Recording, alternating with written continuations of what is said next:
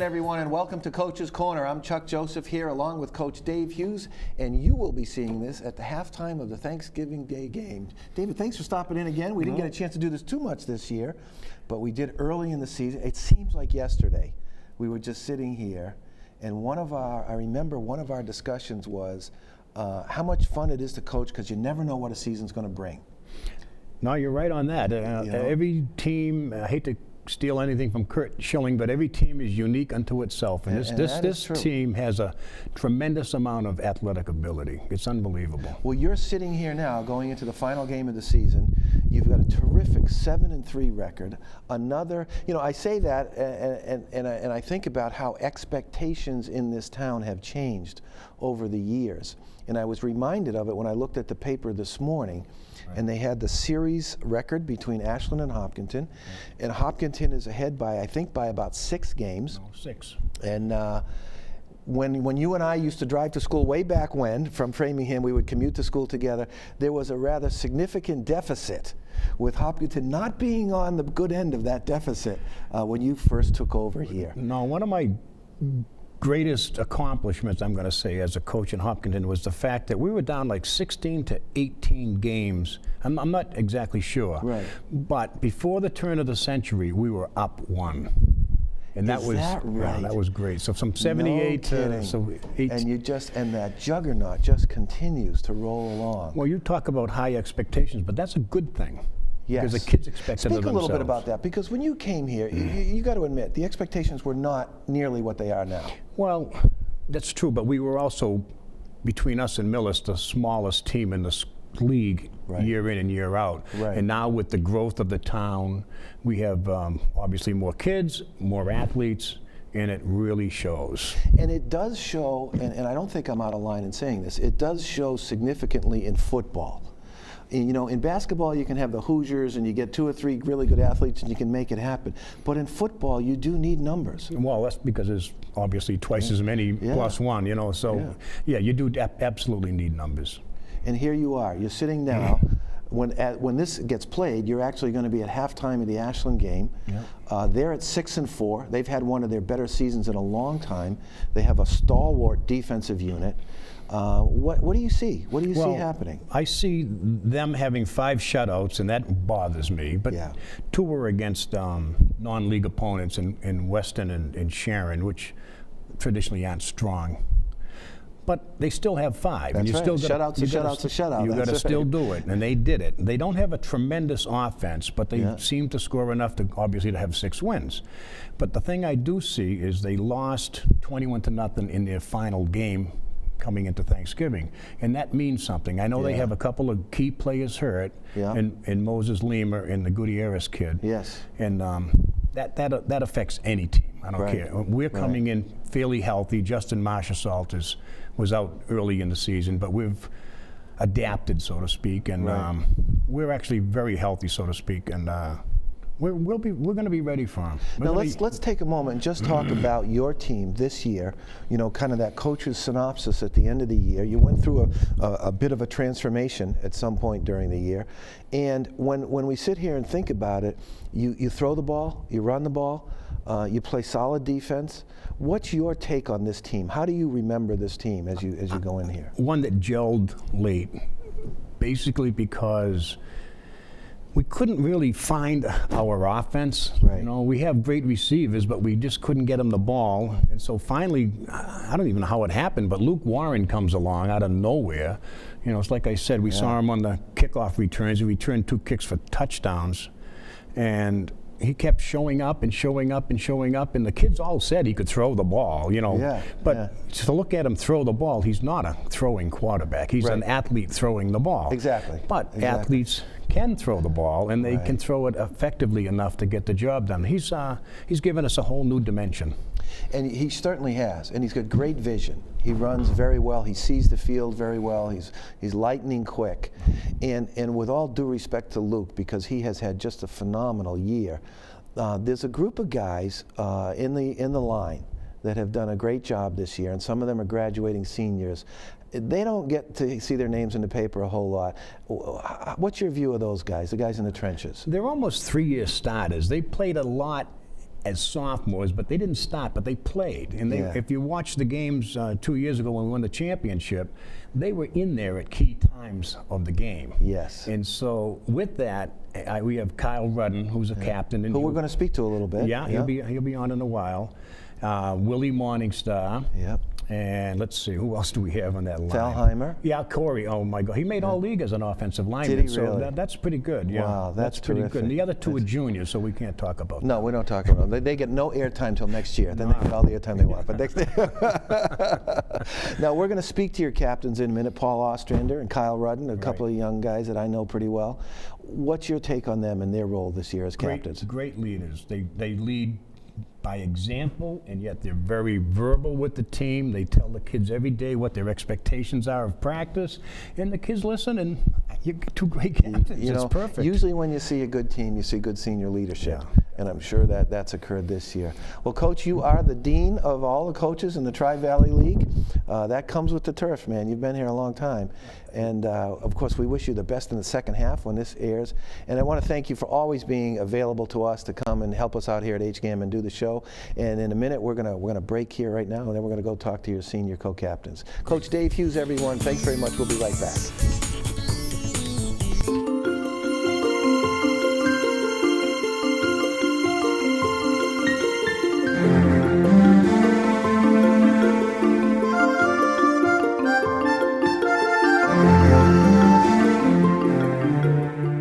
Welcome back to Senior Upbeat. We're very glad you could join us. My name is Gary Doherty, and I'm the chief of the Hopkinton Fire Department. There's so many phases in a life, and particularly in yours. Hi, I'm Arlene Troops, and I'm here in the Senior Center kitchen. Ready to go. Good evening, everyone, and welcome back. I'm here with Coach Dave Hughes on what a momentous occasion, huh? Hi, I'm Cindy Chesmore with the Hopkinton Senior Center, and with me is Amy Wilson-Kent.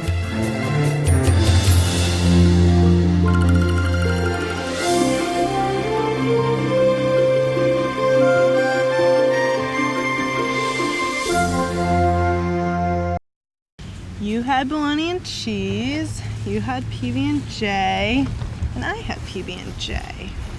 Hey, I like your shirt. What's Be Free? Well, Be Free is a group of people in Hopkinton that helps kids make healthy choices about drugs and alcohol. What do you mean by that? Well, it means that we all work together to choose to do other things. What kind of things do you mean? Well, you tell me. What other things can you do besides drinking and smoking? Play outside. Foursquare. Mm-hmm. You play wiffle ball, or you could even have a picnic. Aren't we too young to think about drugs and alcohol? You're free right now, but when you get older, sometimes it gets harder to make healthy choices, but we always want you to feel like you can be free. There are many ways to get involved with the Be Free Youth Substance Abuse Prevention Project in Hopkinton. It's never too early to teach your children your values around drugs and alcohol. To get more information about the Be Free Project, visit befreeproject.org. Good afternoon, everyone, and welcome back to Coach's Corner. Only today, we're not really at Coach's Corner. I'm here with co-captains, senior co-captains, Paul Ostrander and Kyle Rudden. Guys, thanks very much for coming by today. It's our pleasure. I have a little bit of a history with these guys. I was able to coach them for about 6 years in basketball when they were much younger and much smaller, and we had a blast. We went all over eastern Massachusetts and had a whole lot of fun, and it's really a lot of fun to be with the kids as they grow up and to see them now as seniors heading into Turkey Day. Ohio State, Michigan, Ashland, Hopkinton, same thing. That's right. But I'd like to get your take on your senior year. You guys are 7-3. You've had a great year. We got a line perspective. We have a receiver back perspective here. How did you see the year, Kyle? What was it like for you? I thought it was a really great year. I mean, the team really came together. We started off a little slow, had a couple rocky games at the beginning, but you know, we were a great team. Everyone kept sticking with it, never gave up, and I think that's what puts us apart from a lot of teams is that we continue to work hard day in and day out. Finishing strong. Exactly. Finishing very, very strong. Paul, what's your perspective? You have a little different view of the field. But I have a little bit different from Kyle. But at the beginning of the season, we were really excited. We were in this passing league, and we did very well. against all the teams, and we knew we were going to have a very tough schedule since we started off pretty much right away with Medfield, and then we went right to Norton and then Holliston, and it's like you guys came out of the chute really tough. We knew they were going to be tough, but we knew we had a little bit easier of a ending schedule, but we knew we had to fight hard, and we did play hard those games, and some of them just went right through our fingers, made a lot of physical mistakes, not mental. So that's always tough, but we definitely found our offense, found our defense. Oh, without a doubt. Really just you guys are coming together at the right time. And it's cliche, all the coaches say it, they say, but when it comes to Thanksgiving, all the records go out the window. But in effect, we have two good teams playing each other tomorrow. Great teams. Ashland, noted for their defense, really had 5 shutouts, as Coach Hughes mentioned earlier. You guys have your work cut out for you tomorrow. Yeah, we do. Yeah, but you're ready. You're always ready for Ashland. We're always ready. That's it. And the unique thing for those folks who are watching who don't have a long history in Hopkinton, you guys play with the Ashland kids in the same Pop Warner program. Up to grade 8, up around there? Yep. So you know a lot of these guys. Yeah, we do. Does that change the game anyway for you? You makes me want to win a lot more, because during practice in Pop Warner, it's like, oh, the Hopkinton kids are so much better. Oh no, the Ashland kids are so much better. And in Thanksgiving, you get to prove who's really the better A little team. bit of trash talking going on. It is. It's all good fun, though. It's all good fun. And we were together the other night at the dinner, which I think is a wonderful tradition. The two teams have dinner together the week of the game, and there's a lot of respect for other guys that go on the field, put on the pads, and play the game just like you do. They play hard. So let's kind of move back a little bit from that and talk a little bit more about your careers, because tomorrow, not only the end of your senior year, your season, but it's the end of your time playing football. Tell us a little bit about that experience, the time you played, how did it affect you? How does that fit into your overall high school experience? Well, I mean, coming into high school, all I could think about was football. I mean, it was really what it was all about for me. I mean, I remember going to the games when I was 6th, 7th, 8th grade, playing around, horsing around during the game, but also watching and seeing people like his older brother and watching them and being like, wow, I want to do that someday.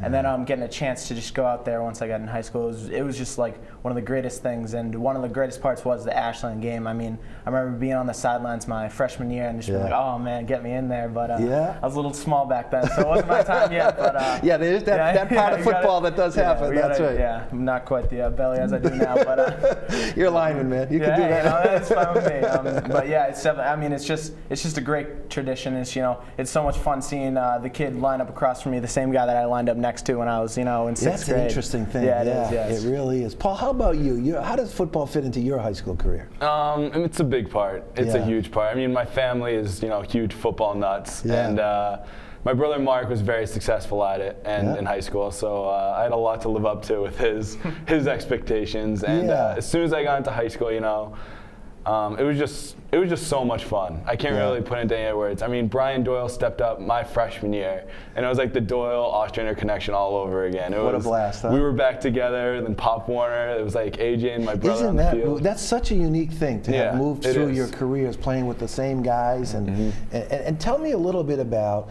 you're playing for the elder statesman of football coaches in the Tri-Valley League. What's it like playing for Coach Hughes? He's out of the room. We don't have to worry. You graduated. It doesn't matter, all right? But what was it like? What was that experience like? Honestly, I think it just made the game more fun. I mean, I had a lot of good coaches in Pop Warner, but no one like Coach Hughes. I mean, he really knows how to connect to the kids. He's been doing this for so long. He knows, he was also a teacher before, so he knows, how to connect with the kids. He really knows how to get us, when we don't want to try. He knows how to get us up, get a little energy going. That motivational part, that's a big part of it. And he knows how to keep us loose too.